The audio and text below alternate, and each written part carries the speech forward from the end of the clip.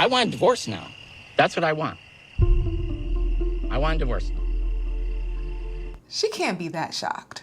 After 4 months of living apart and Jasmine living with her side piece Matt, Gino officially tells her he wants a divorce.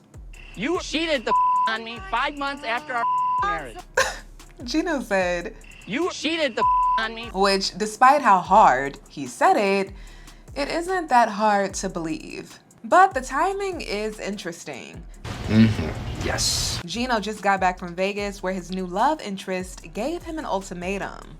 So is this really about more betrayal? Or is it about Gino not having the courage to admit that he wants out now that he's found someone new? Did she demand him to divorce me? And because I mean nothing to him and now this woman is his world, he's doing so.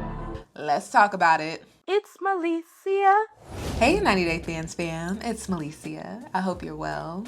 We start a fresh chapter in this house. From all the every negative corner. people take all their negative energy.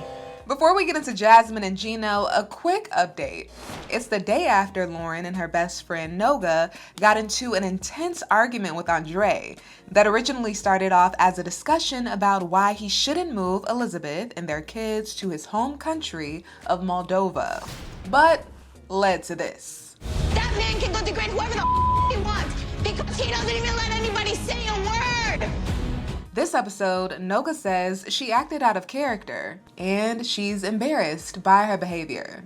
I hit such a blackout. Like, I think I was like something triggered seeing the way that he was speaking to you. Fast forward, Loren heads out for a girls' night with Libby and Yara. Not Noga. Noga's taking a break from the group. Biting my tongue today is very tough for me. And it's interesting Andrei says that, because as the moms are out and the dads are watching the kids, it sounds like Andrei's son decides to do the dirty work for him. Oh, I'm sorry. Winston, stop. Elizabeth and Andrei's son is a biter. This is how Winston shows love. You know, he beats me all the time. He randomly bites Loren and Alex's son, Shy, and their other son, Asher. Oh, hey, stop. He just bit him too. What happened? What are you doing? You bit him too? Jovi tells the camera the apple doesn't fall too far from the tree. That was hilarious to me. I know they're kids, so I want to be sensitive to that, but I find it so ironic that it was Andrei's son. Sorry, where did he beat you? Ashley, what happened? All right, let's get into Gino telling Jasmine he wants a divorce. Last episode, Gino's cousin Michelle told Jasmine Gino is exploring his side of their open marriage, and he was visiting another woman named Natalie in Vegas who just so happens to look like Jasmine. Natalie also gave Gino an ultimatum. He either ends it with Jasmine or they aren't moving forward, because she doesn't want to be part of his open marriage. Fast forward to this episode. Hello, blue skies. Hello, lovely day. Jasmine is such a mood. She is giving 90s housewife. She can be such a lady at times. I love that about her. Ahead of meeting up with Gino, Jasmine prepares with some self-care.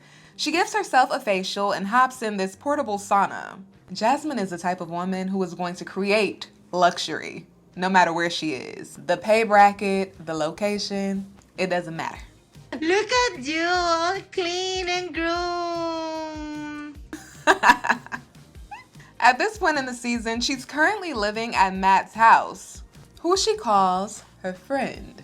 Better known as the guy she and Gino opened their marriage to. I will have another person satisfy my sexual needs. Gino couldn't handle it. Kick me out of the house. Yeah, according to Gino, Jasmine broke every open marriage rule they had, including spending more time with Matt than they agreed on, which was 2 hours twice a week. The open marriage they're in because of their lack of intimacy. We haven't had sex like in a month. Gino claims it was because they were always arguing, and Jasmine accuses him of preferring to seek pleasure digitally. Then the connection is lost. An addiction Gino denies having. I'm very stressed That's why I'm trying to relax and doing my sauna. Jasmine tells Matt Gino emailed her and asked to meet at this park they used to go to together. And you can tell by Matt's body language that he is not happy about this invite. He's not telling me the reason why he wants us to meet. Jasmine says that part of her is scared Gino is still upset, but also she hopes he wants to meet up because things didn't work out with the woman in Vegas and he misses her now. That's a really big expectation to have after all the disappointment he's caused her. Matt goes on to ask Jasmine if everything goes well between her and Gino at the park and they agree to work on their differences, what does that mean for her and him? Will there still be an open marriage? There's not an open marriage now, if you ask me. It looks like Jasmine and Gino are separated and she and Matt have a whole relationship. It sounds like Matt's basically asking, does that mean we have to break up? Acting like they're playing within the rules, but they're not. They're just using rule terminology, doing what they want to do. Let's say, hypothetically, right? We reconcile and Gino says that no more open marriage. You know that we have to respect that. But would they? Hey, I doubt it. Matt says he does have a little hope that he and Jasmine can work out and he can keep her because he has feelings for her beyond friendship. And I will miss you if that happens. I know. They are in love. Jasmine says when she thinks about Gino, she doesn't just think about the bad times. She thinks about how they used to be best friends. But she also says that doesn't mean it wouldn't hurt to leave Matt. So just call me if you need me, okay? Thank you. Okay, mama. Okay, mama. It's giving, I'm your protector. He speaks her language, if you know what I mean. Yeah, Matt tells the camera he hopes Gino shows the same behavior, and it clicks for Jasmine. She realizes that Gino is not the guy for her. And then I think she will see me for who I am, which is the person that she should probably give a chance to. So as we can see, this is another one of the rules Jasmine and Matt broke. Guilty, guilty, guilty, guilty. Probably the most ridiculous one at that. They weren't supposed to catch feelings for one another, despite sleeping together twice a week. No getting close, no cuddling. The fact that Gino even thought that rule would work, you know, raises a few questions. I know Jasmine used to love this jacket. I remember her wearing it. It's one of my favorites, actually. It smells like jasmine. Oh, that kind of made me sad. It's tough when you're trying to let go of someone and you get smacked with a reminder of something you loved or liked about them. I've found that it's just best to enjoy the reminder. Take it in and then let it pass. If it is an unhealthy situation, don't worry. Sooner or later, you'll get reminded of what you don't like again. I brought a lot of her clothes that were in the closet. Not all of them, but a chunk of them. And I brought her coffee machine because I know she really likes it. Gino presents a new claim about Jasmine this episode. He says he has evidence she was unfaithful to him 4 months before they agreed on an open marriage. And beyond just hurt feelings, that accusation could seriously complicate Jasmine's immigration process if the situation moves into legal territory. Meanwhile, Jasmine is on her way to Gino, talking about how happy she is to see him and how much she's missed him. I might sleep in my house tonight with my husband, and everything is gonna go back to us we were at the beginning when we got married. She really thinks that? Does she really want that? Gino, a man who hasn't slept with her since they got married, a man who acts like he doesn't even desire her, and she wants him over Matt? Matt, who clearly desires her, who's attractive and has said openly that he wants to be there for her. But still, she wants her husband. I get it, she made a commitment, but Let's be honest, those vows have already been broken with the open marriage. So what I'm wondering is, why is she still drawn to someone who makes her feel like she's not good enough? I think a lot of us, myself included, know what it's like to be drawn to someone who makes us feel like we're not good enough, and to keep entertaining hope with that person who makes us feel that way, hoping that they will finally choose us fully. Because if we are good enough, why wouldn't they? Right? But more than often, situations are way more complex than that. They're not that black and white. And also, the answer isn't in waiting on that person to decide we are worthy of being treated better. It's in deciding that ourselves and then moving accordingly. Tone of voice, my clothes in the trunk. It doesn't look like a person that is trying to take me back at all. Once Jasmine and Gino get face to face and she sees where this is headed, she brings up Natalie. I went and met her recently in Las Vegas. Okay. Why you're married to me? That has to be a joke, right? This whole situation is hard to take serious, let's be honest. We don't live together. We haven't for 4 months. Gino explains himself like he's scared of Jasmine sometimes. After all, getting yelled at like this often could traumatize you. Marriage! Okay, whatever. Marriage! Yeah. How did it go with this woman? Also, Jasmine is surprisingly calm. Personally, I don't think that's just a result of personal growth on her part. It could be, but I think it has more to do with the love and attention she's been receiving from Matt. She seems emotionally nourished. Sometimes when a woman feels seen elsewhere, the thing that used to trigger her stops having the same power. She's got emotional backup now. Gino is no longer her only source. I actually had a good time with her. When we're together, all we do is fight. Gino is going to make the demise of this relationship all about how much they fought. But what's causing the fighting, Gino? And what part do you play in that? When we're together, all we do is fight. And I can't be myself. I can't have a good time. Jasmine makes a good point by letting Gino know how ridiculous it is to compare 3 days with Natalie in Vegas to their 5-year relationship. I could make any man the happiest in 3 days. Hot Vegas, my dear. You're too old. I detect no lies. Jasmine then hits Gino with the tears, and it works. It softens him up. She says she's such an idiot. All of her boxes are still packed, waiting on him to tell her to come home because he misses her. I need you to explain to me why, after getting back from therapy, you were totally breaking all the open marriage rules. Gino claims Jasmine would be at the gym for 8 hours a day. Now, Jasmine looks great, but I don't know about 8 hours a day great. That's a lot. If you're not an athlete, I don't know how healthy that is.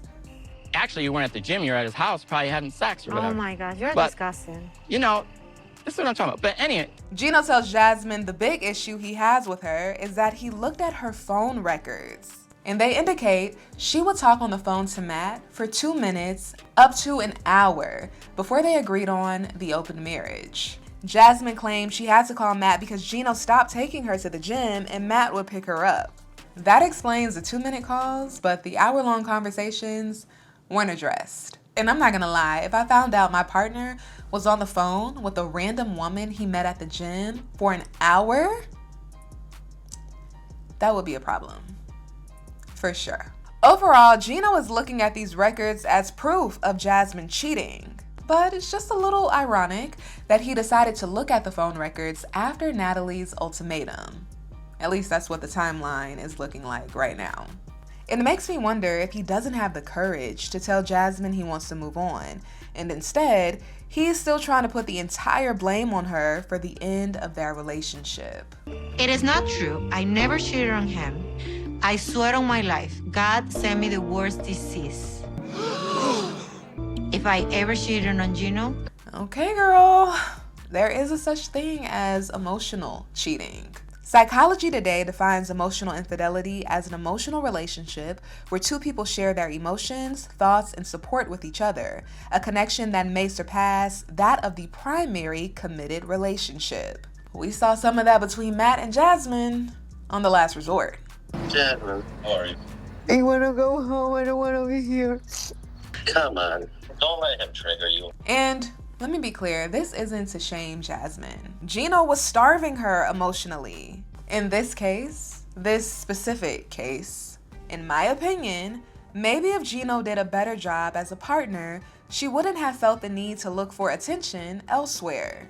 That's not to say Jasmine made it easy for him. We know that is not the case, but we also know that Gino has been far from perfect. You cheated the on me 5 months after our marriage.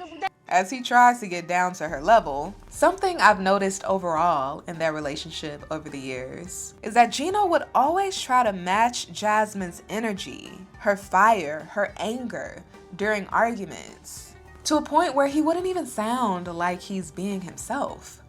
You cheated the on me. Fast forward, Gino tells Jasmine straight up he wants a divorce. I've seen all the evidence I need to see. I'm not gonna beg. And I'm done, okay?